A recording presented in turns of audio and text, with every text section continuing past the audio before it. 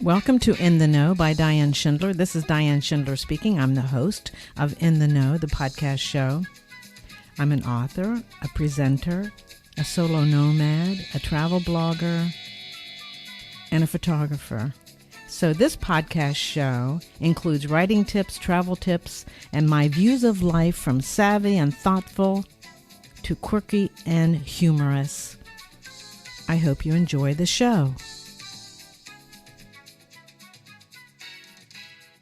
Welcome to In the Know. We have a very special guest today, Geralyn Vilar. Geralyn was born and raised in New Jersey, and we're going to hear so much from her today. She was born in Belleville, New Jersey, and after high school, she married. And while she was raising her children, she received her A.A.S degree, that is, an Associate in Applied Science degree in nursing from Essex Community College. Then later, she received her BSN, that is a Bachelor of Science in Nursing.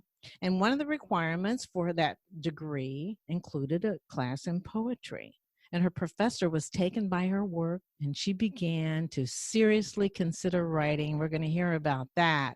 So in 1992, she wrote and self-published a cookbook called Deliciously Low Fat, which is available through Amazon. And her first novel, we're going to talk about her first novel today as well, is entitled One Spring Day, and it was recently published as March 12, 2020. So we are on the front rung of hearing all about this novel. It's available through Amazon, and be sure to check the program notes so that you'll know where to buy these two books. She has two sons, one daughter, a grandson, and a granddaughter, and she lives with her husband, David, in the villages of Florida. In addition to her other accomplishments, she holds licenses in cosmetology, real estate, and insurance. She's a busy woman, yet she's still writing. So thank you so much for joining us today. Welcome. Thank you so much for that wonderful introduction. Boy, I'd like to meet me. I'm glad that I was able to meet you at the villages and we were able to connect, and I'm so happy you published your book. I mean, I remember meeting you, and then you emailed me and saying, gee, I don't know what to do because I don't know what genre it's in. Is it romance or it's mystery? And yet I want to be on your show, Diann. And I said, don't worry, published or not, we can talk about your book. So, but you moved forward and published that. I did. I decided to go ahead and take that leap. You know, sometimes we have to get out of our comfort zone. Exactly. And took a leap and was able to get this thing done and get out of get out of our own way. It's so ridiculous, That's right. Isn't it? Well, tell us. I mean, I gave the audience that bio, that information about you, but fill that out. Tell us a little more about yourself and how you started writing. Well, you know, I started writing probably a long time ago. I wrote some poetry in high school, and when I was in junior high and high school, I was the editor for the yearbook as well. And I guess I come from a family of writers because my father wrote for the newspaper when he was in high school. My oldest son is a librarian in Oldsmar for the Children's Library. And his writing, probably at least grammatically correct, can put me to shame. He'd probably find something wrong with my book if he looks at it. And my youngest son is very skilled in writing as well. So I think it just comes naturally to us for some reason. But I've always had a desire to write. Did you continue to write poetry after your professor showed an interest? I did. Well, I wrote some. I've never published any poetry. I've just written some because it interests me to do so. Maybe that'll be one of my next books. Who knows? That would be great. I thought when he told me that, you know, he was really, really taken by my work and really encouraging to me. And I thought, you know, I've wanted to write for such a long time, a novel, you know, just write a story, write something. And I thought, you know, with that little bit of encouragement, it kind of sparked me to go ahead and really think about some things and what I wanted to write about.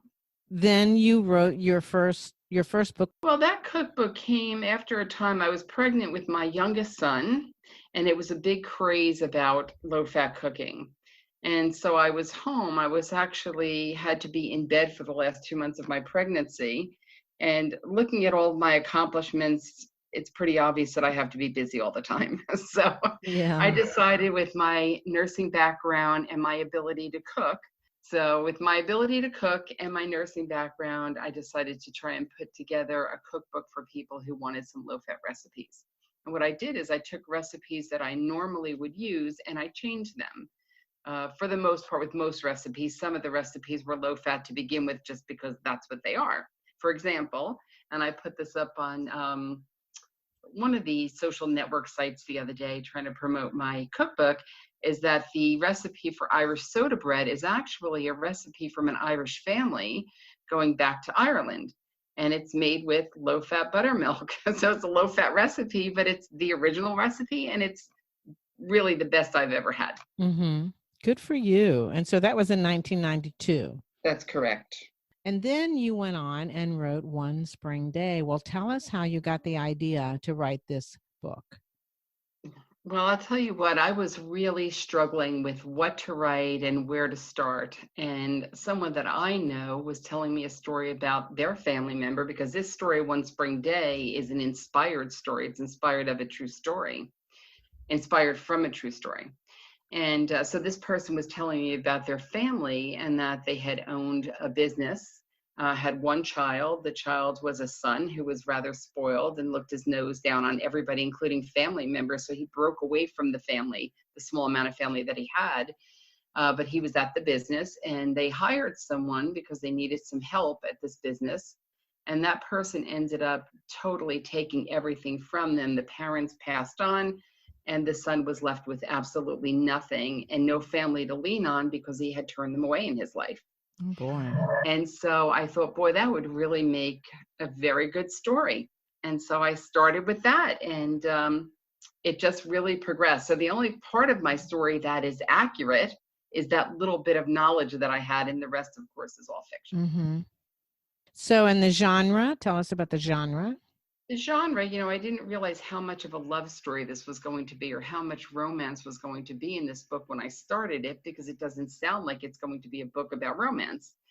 But I had to go back and create his parents, who I know nothing about, and how they came to be. So the story kind of starts with him in this horrible situation and then having a look back, which goes all the way back to his parents' meeting.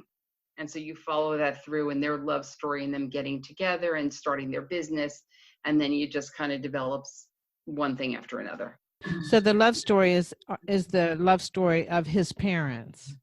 Can I explore the notion of a mystery, a romance mystery? What portion of it is mystery then? What is the mystery? Well, the mystery part is all of the things that lead up to this woman and how she takes everything from them. And I really can't say much more about it because I would give away the mystery if I really told you about that. Yeah, we don't want to spoil her. Exactly. I don't want to take you down that road. I'm sorry about that. That's okay, no problem. I looked at the cover. The cover is beautiful. Thank you. How did you manage that cover? I'll tell you, I'm so proud of that cover. I'm almost more excited about the cover than the book. I got so excited when I made the cover. It's interesting because I also wasn't sure what I was going to do with that. And things just fall into place sometimes. So I didn't know how to actually create the cover on my own. So I hired someone to help me create the cover. And of course, I never met the person. I think she's actually in Italy. I did it online. And so I sent her an email and I said, I don't know what to do with this cover because the business in this book is a bed and breakfast. So I think it should have a picture of a bed and breakfast on the cover. But it starts out with the gentleman being homeless. So I think maybe we should have a homeless person on the bottom. But then again, it doesn't go with the title. Maybe I have to change the title of the book. So instead of being helpful, wow. Talk about all over the place. And that happens because we're so close to our work. Correct. We really need someone to help us. So go on. Tell me what happened then. Well, she wasn't helpful with that's why I'm laughing about it. She wasn't helpful. She said, look at this file of pictures and pick one. And I thought, you have got to be kidding me. I'm hiring you to make the cover. So I start looking for pictures of bed and breakfast and homeless people. And I'm looking and looking. And I said, let me put in spring flowers because the book's name is One Spring Day. Let me just see what I come up with, flowers. And I'm looking through pictures and the picture of the cover popped up. And I looked at that and I thought, oh my gosh, because the protagonist is a woman. in this book, Mm-hmm. and a woman who's beautiful with blonde hair and blue eyes. And I thought it couldn't be more perfect because she's gorgeous in this book on the cover, but she has that little bit of a almost mysterious or that look to her where you could see where there could either maybe be a little bit of evil or something going on. And of course, you have all the beautiful flowers surrounding her face. Yes. And I thought I could not have chosen a better cover if I tried. Well, if I came up with it in my mind. It is beautiful. It really is. I was taken aback. And the face just fills out the whole cover almost. Yes, it does. Yeah, and she is beautiful. So that was a great choice. Everything is fortuitous. Well, let me digress on something. How did you find this woman in Italy? She is part of Fivver, and Fivver, I guess, is a company that, yeah. if I understand this correctly, they employ like contractors. Yeah. So it was a name I had gotten actually from the book club in the villages of people that they have used in the past. They've suggested you could use Fivver to get your book cover made. And so I went on there, and then you can choose from people. They all tell you how much they want to make your cover, how much they're going to charge. And then you could just choose whoever you want. I just happened to choose this particular person. Yeah. F-I-V is in Victor, E-R, correct? Fivver. It's 2 V's, F-I-V-V-E-R. Okay, good. I'll put that in the show notes for people to check out. Thank you for that information. No problem.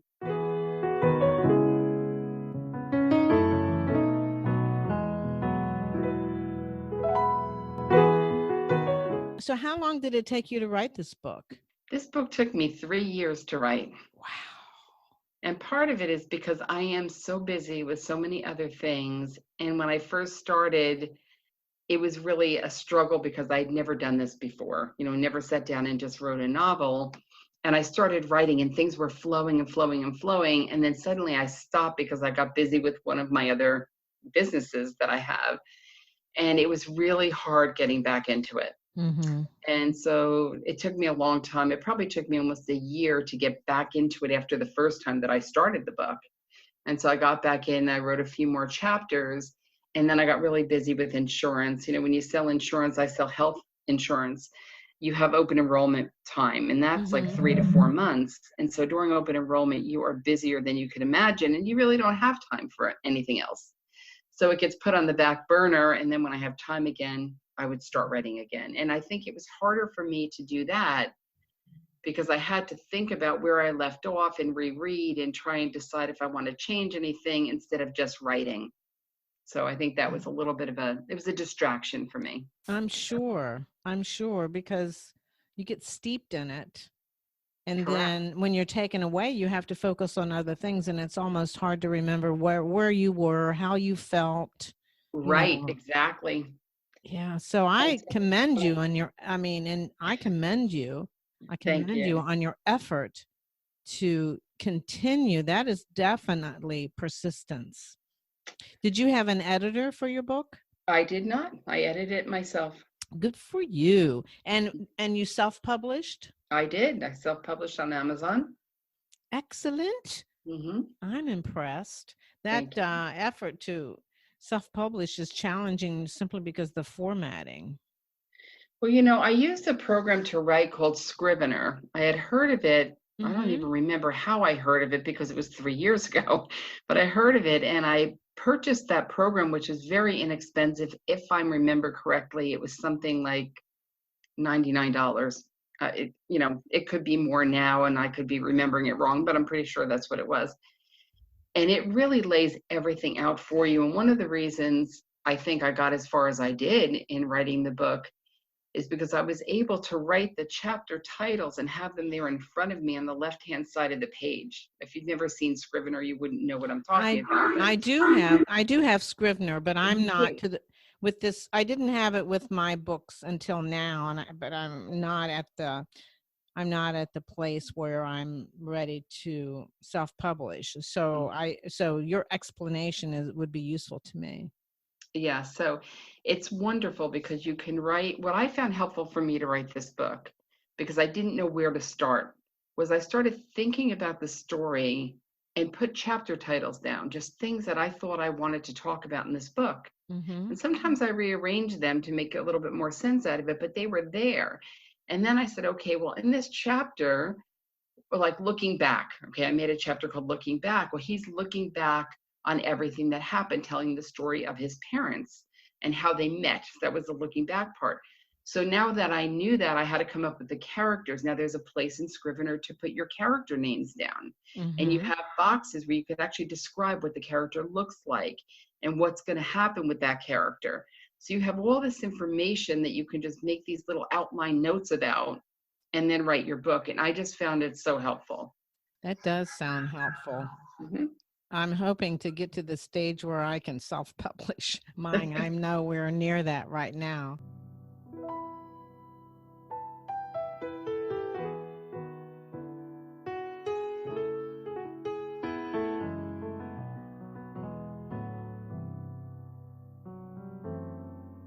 And what was your biggest challenge, and how did you overcome the challenge? And my assumption is that about because you had another life.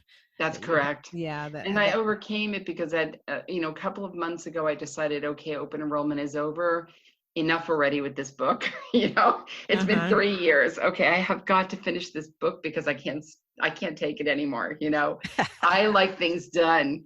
I'm not a procrastinator at all, the opposite. So when things don't get done, it actually stresses me. And the stress of not having this book completed was monumental. And I decided that's it. I'm finishing this book no matter what. Good for you. That's right. One of the reasons it's actually self-published is because I really needed this book to be done. And so once I finished it, I started looking for agents that would go to big publishing companies. And I sent my book out to 2 of them. One did not respond at all. The other said, it's not for me, but I'm sure there's other people that will want this.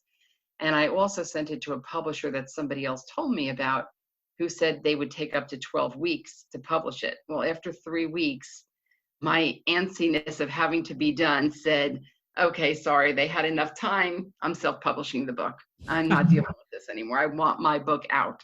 Yeah, So isn't that interesting? Get it off your plate that's so it. that you can stand tall and say you did it. Absolutely. Absolutely. Isn't that such a great feeling once you get it published and it's on Amazon? You think, wow. My husband said I was like a child on Christmas morning when that book, when it said it was published. I was so happy and so excited. You couldn't get the smile off my face the entire day. That Over is the moon. so good. You were over the moon.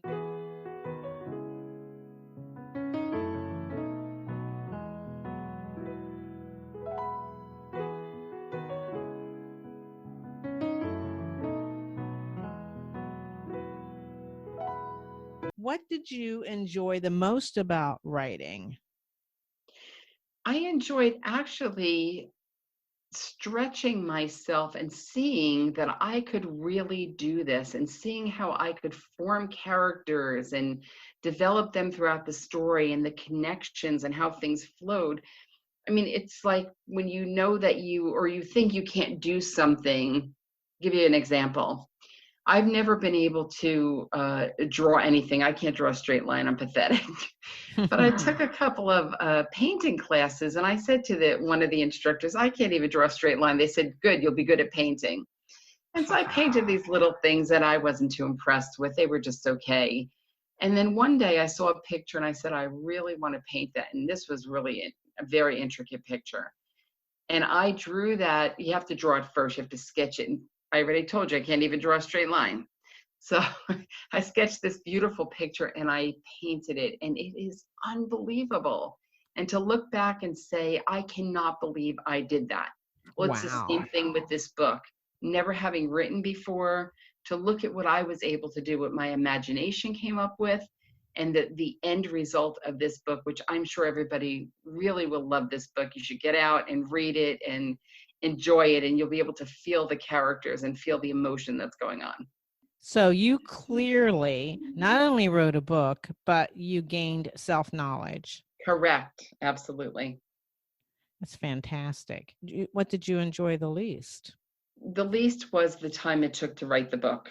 As I said to you before, I am one of these people. It's funny you use the expression, get it off your plate. That's what I say all the time. There's always so much on my plate.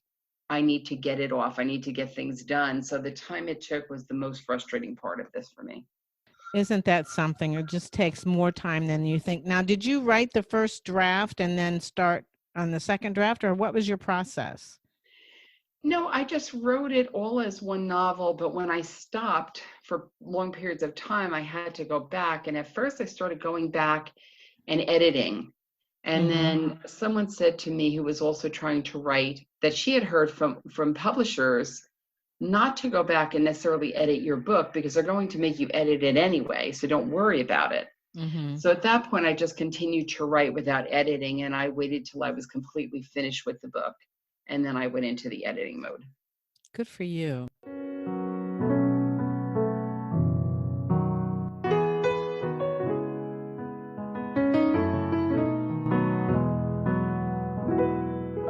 Tell me your other ideas, because I know you have other ideas because you have reached a new plateau in self-knowledge.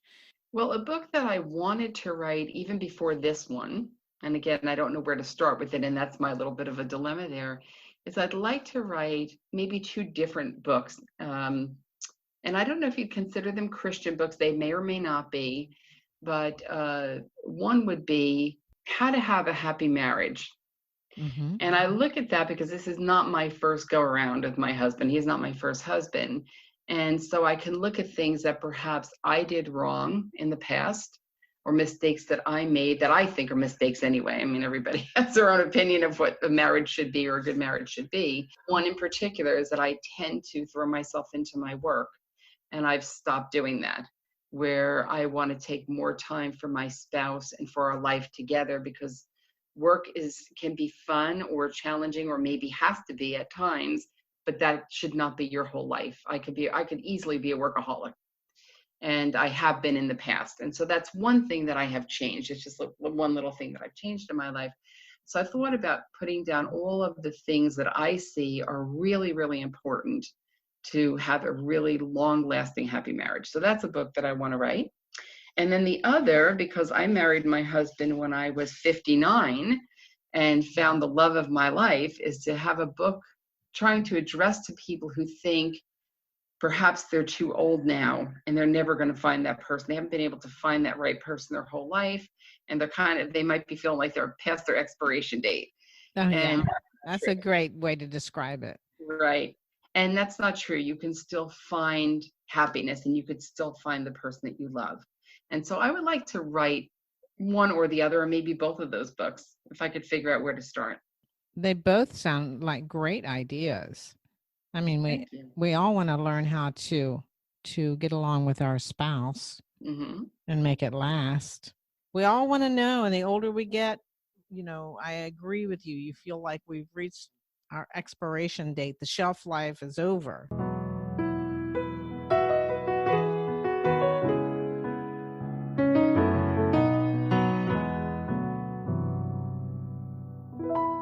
Are you in a writers group? I'm in the writers group in the Villages. I find for myself, the writers group is really a good way for me to sort of share an idea and share a thought and say, gee, what do you think about this? And I get Mm-hmm. sometimes encouragement, and sometimes people will say, well, it's trite, or at least they help me hone down to the topic at hand. So I really encourage you to think about that. Even if they're not published writers, if they're writer wannabes, people really are good in helping That's you true. understand. And are you working on anything particular right now, or these are just ideas in your head since it's been a whole, what? It's been Not even 8 a week, days since you right? published. I mean, Right. I have not started. Someone that I spoke to about this book before I published it asked me not asked me, suggested that maybe I look into this becoming a Hallmark movie. And I don't know how to present that. So that's the next thing I need to look into to see if my book may work out well for Hallmark to put it to. that's a great idea. Talk about being over the moon excited. Let me tell you, I I really would. know you're still coasting because it's been 8 days. It's I'm only been a still, week. I'm still flying pretty high here. I'm pretty excited. The only other thing I've done, I was actually doing this while I was waiting for you to call today, is someone sent over an email about a contest for short stories. Mm-hmm. And I wrote a short story a few months ago called Love Beyond the Clouds. And so I pulled that back out and tweaked it just a little bit, and I'm going to send that over for this contest. So that was my little thing that Excellent. Excellent. Now, have you gone to the Florida's Writers Association meeting?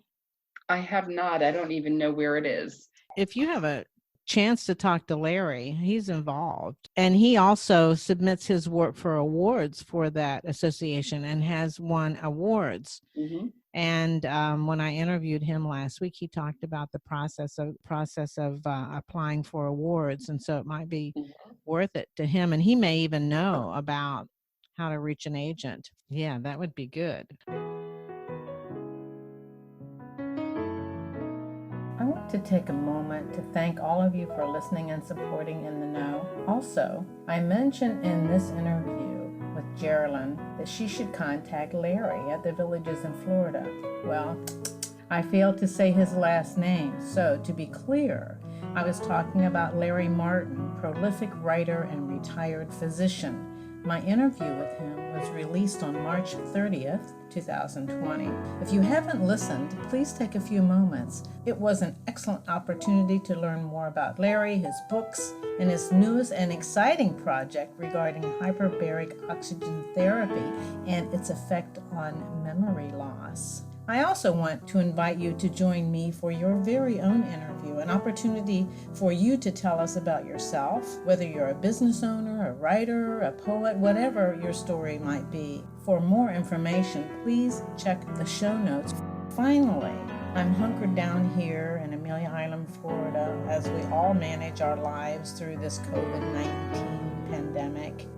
Because I traveled all over the world for 4 years as a solo nomad, just returning here to Florida in May, I traveled all by myself, that is. I feel like I've been in training, like I'm prepared for this isolation.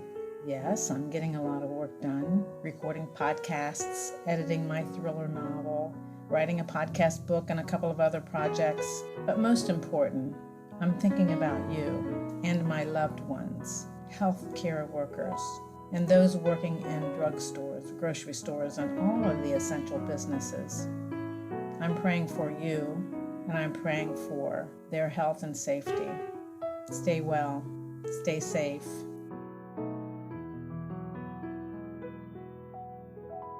What advice do you have for writers now that you are a published writer? I would say the biggest piece of advice is to have faith in yourself. Trust that you can do this and you'll be able to. Don't procrastinate. That's probably even a bigger piece of advice. Don't procrastinate. Yeah, and I think a lot of people procrastinate because they're afraid. That's correct. Well, that's why I said you have to have faith in yourself. You have to believe in yourself. You can do it. That's great advice. Mm-hmm. I honestly think if you're having a problem writing, if you can come up with chapter headings, and in those chapters, find the characters that you want, name those characters. I gave them all names before I even wrote the story. Everybody had a name. How did you come up with the names? I don't know. They just popped in my head. Popped they were in your names head. that I thought worked together very well. Like the main character, the character that you start off hearing about is Jonathan Donnelly. Mm-hmm. And so then he had to have parents. So I had to think, well, what parents would he have? Obviously, Donnelly's going to be there for the last name, and his parents' names are Juliet and Marcus. Oh, those are powerful names. Powerful names. Yes. And they work well together. So, and Juliet was Juliet Lang before she married Marcus Donnelly. So I even had to come up with her maiden name first. And so I think the names just kind of flowed from one to the other. And they just popped in my head. So no. That's good, because that just tells me how steeped you were in the story. Very much so. Yeah. Well, thank you so much. I appreciate your taking time today and spending a few minutes with us. Well, I appreciate you having me. I am so excited to be on your podcast, and I was really happy to have met you at the meeting and hear all the wonderful things that you're doing and learn about podcasting from you. So that was just an awesome experience for me. And I really appreciate you having me. Well, thank you so much. I look forward to interviewing you again. Well, thank you. With your next novel. Absolutely. I look forward to that. All right. Thank you so much. Thanks, Diann. Thank you so much for listening to In the Know. If you would like to support the show, you can do so by subscribing and sharing it with your family and friends. You can like this episode, leave a comment, and even add a rating. Your support is very important to the success of In the Know. Thank you for listening, and see you next time.